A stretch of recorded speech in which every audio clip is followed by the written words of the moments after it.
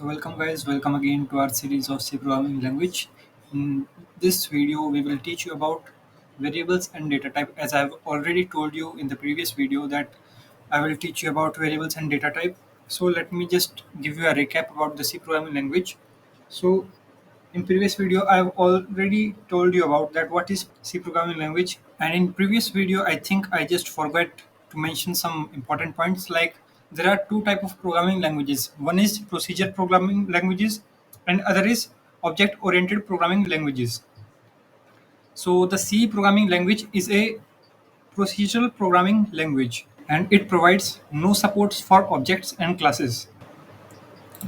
So let's proceed to our the main topic which is variables and data type. तो पहली चीज है variable. तो वेरिएबल पहले तो देखते हैं होता क्या है. Variables are stored in the main memory. जो वेरिएबल्स होते हैं वो हमारी मेन मेमोरी में स्टोर होते हैं. जैसे कि आपकी रैम. रैम में आपका वेरिएबल की एक तरीके से उसकी जो स्टोरेज होगी मेन मेमोरी में वो स्टोर होएगा. उसके बाद आता है in C programming we always have to declare the variable before we can use them. हमें जो वेरिएबल है ना उसको पहले से डिक्लेयर करना पड़ेगा. सी प्रोग्रामिंग में जब हम प्रोग्रामिंग करेंगे उस टाइम हमें अपने वेरिएबल को पहले ही डिक्लेयर करना पड़ेगा उसको यूज करने से पहले. अगर सिंपल लैंग्वेज में हम वेरिएबल को समझना चाहें तो like in maths we are having some variables. Variables हम किन्हें कहते हैं जैसे ए बी सी डी. ये सब मैथ्स में क्या होते हैं वेरिएबल्स होते हैं और इनकी जैसे A equals to 1, A equals to 2, A equals to 3 ये हमने उनकी वैल्यू साइन कर ली कि ए वेरिएबल में ये हमारी वैल्यू होगी. तो वेरिएबल में जो हमारी मेमोरी एलोकेट हुई है जैसे 1 ए में 1 हमने लिखा है तो वो एक तरीके से उसमें मेमोरी एलोकेट हो गई. Same thing is in the C programming. हमने उसमें मेमोरी एलोकेट कर दी उसमें और वो मेमोरी हमारी उसमें फिक्स हो जाएगी उस वेरिएबल में. So now we will gonna talk about what is data type. So data type का एक सिंपल से उसमें पता लग रहा है कि डेटा और टाइप किसी वेरिएबल का डेटा टाइप बताना. अब डेटा टाइप बोले तो किसी भी तरीके का डेटा हो सकता है. जैसे आपका कोई भी नंबर हो सकता है, कोई भी अल्फाबेट हो सकता है, कुछ भी हो सकता है.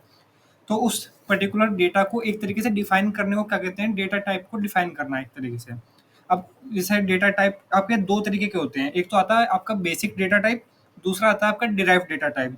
अब बेसिक डेटा टाइप में क्या क्या होता है, आपका होता है इंटीजर, फ्लोट और कैरेक्टर. ये आपके तीन तरह के बेसिक डेटा टाइप्स होते हैं. उसके बाद आते हैं आपके डिराइव्ड डेटा टाइप.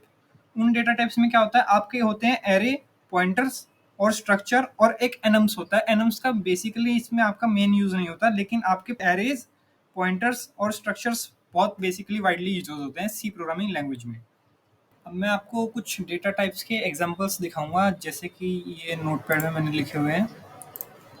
ये डेटा टाइप्स लिखे हुए हैं जैसे characters, unsigned characters, signed characters, int integer के लिए, unsigned integer, short, unsigned short. ये मतलब अलग अलग तरीके से.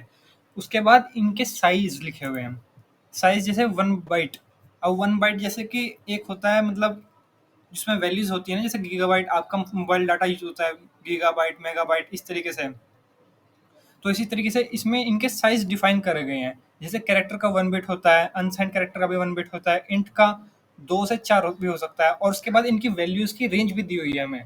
तो जैसे कैरेक्टर की क्या होती है आपकी -128 टू 127 और 0 to 255 भी हो सकती है इसमें. उसके बाद आपके आती है unsigned long.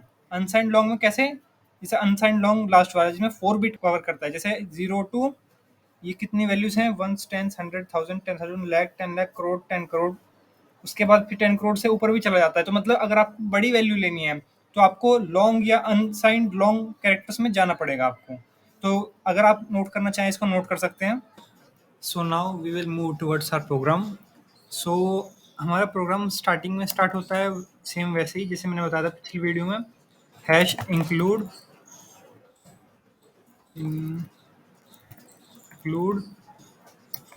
stdio dot H. उसके बाद आपने अपना मेन बना लिया, मेन फंक्शन स्टार्ट कर दिया. फिर आपने यहाँ पे अपना डेटा टाइप डिफाइन करा. डेटा टाइप आपने इंट ले लिया, इंट बोले तो इंटीजर. उसके बाद आपने आई वेरिएबल ले लिया और आई में आपने स्टोर करा दिया 10. ठीक है. उसके बाद आप आई को प्रिंट कराओगे. प्रिंट कराने के लिए हम क्या यूज करते हैं, प्रिंट एफ, आपने क्या करा, this is my number, this is my number.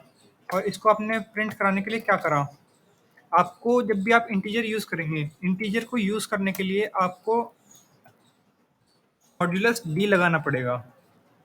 Modulus D integer के लिए यूज होता है। जब भी आपको इंटीजर कहीं भी प्रिंट कराना पड़ेगा या कहीं भी वैल्यू लेनी पड़ेगी, वैल्यू लेना मैं आगे सिखाऊंगा, तो जहाँ भी आपको वैल्यू लेनी होगी वहाँ पे आपको ये मॉड्यूलस डी लगाना पड़ेगा, अगर आपको वैल्यू लेनी है प्रिंट करानी है।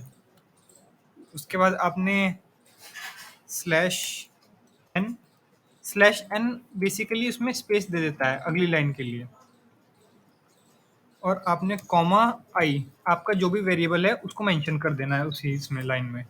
फिर आपका लाइन टर्मिनेटर, और आप यहाँ पे लास्ट में लगा दीजिए रिटर्न 0 और इसको कर दीजिए रन। तो ये आपका आ गया क्या, दिस इज माई नंबर, और आपने जो आई में स्टोर कराया था नंबर क्या था आपका 10, तो आपका 10 यहाँ पे शो हो गया। तो अब अगर हमें डेसिमल वैल्यू प्रिंट करानी है, तो डेसिमल वैल्यू प्रिंट कराने के लिए हम क्या यूज़ करेंगे, हम यूज़ करेंगे फ्लोट का। अब फ्लोट को कहाँ पर रखेंगे, अब फ्लोट एक अलग डेटा टाइप है डेसिमल वैल्यू के लिए, तो हमें इंटीजर की जगह फ्लोट लेना है, FLOAT, ठीक है। बाकी अब मतलब जो अभी हम वैल्यू इसमें आई में रखेंगे वो हमारी किस टाइप की होगी, एक तरीके से जो हमें आउटपुट देगा वो डेसिमल उसके फॉर्म में देगा। तो हमने मान लो यहाँ पे 1.1 ले लिया हमने वैल्यू, अब डेसिमल में होगी 1.1। उसके बाद हमने जब फ्लोट यूज़ कर रहे हैं तो मैं उसके लिए यहाँ पे ये मॉड्यूलस डी जो लगाया है हमने, अब इसको भी चेंज करना पड़ेगा क्योंकि हम इंटीजर थोड़ी प्रिंट कर रहे हैं, हम करा रहे हैं डेसिमल प्रिंट। तो उसके लिए हमें यूज़ करना पड़ता है यहाँ पे मॉड्यूलस एफ। उसके बाद सेम बाकी कोड सेम रहेगा और उसको रन करा देंगे। तो अब हमारा आंसर क्या आया, 1.1 इसने प्रिंट करा दिया इंस्टेड ऑफ 10, क्योंकि 10 तो हमने अब हटा दिया यहाँ से। तो हम अब हमारा आई में क्या स्टोर्ड है, आई वेरिएबल में 1.1, और 1.1 कैसा है, फ्लोट का है, फ्लोट मतलब डेसिमल। तो इस तरीके से आप कोई भी डेसिमल नंबर इस प्रोग्राम में प्रिंट करा सकते हैं। And sorry for the unpleasant sound guys, थोड़ा सा एडजस्ट कर लो। बाकी हम आगे बढ़ते हैं। अब हम बात करते हैं कैरेक्टर की। अब कैरेक्टर जो है वो ऐसे प्रिंट नहीं हो सकता जैसे इसमें कोड में लिखा हुआ है। अगर आपने ऐसे ट्राई करा है कैरेक्टर को प्रिंट कराने की कोशिश की है तो ये इस तरीके का एरर दे देगा। आप कैरेक्टर को प्रिंट कराने के लिए आपके पास एक अलग ऑप्शन होता है जिसको बोलते हैं हम स्ट्रिंग। अब स्ट्रिंग आप जैसे जैसे आगे बढ़ेंगे उसमें आपको मैं एक्सप्लेन कर दूंगा आगे वीडियोज़ में। I think this much is enough for this video. बाकी की चीज़ें मैं आपको आगे सिखाऊंगा, और अगली वीडियो में मैं आपको ये बताऊंगा कि किस तरीके से आप यूज़र से डेटा इनपुट करा सकते हैं। जैसे मान लो आपको कोई भी नंबर इनपुट कराना हो, कुछ भी आपको कोई भी वैल्यू इनपुट करानी हो यूज़र से, तो आप वो यूज़र से किस तरीके से लेंगे वो मैं आपको अगली वीडियो में बताऊंगा। Thank you for watching my video and please do share my videos. Thank you.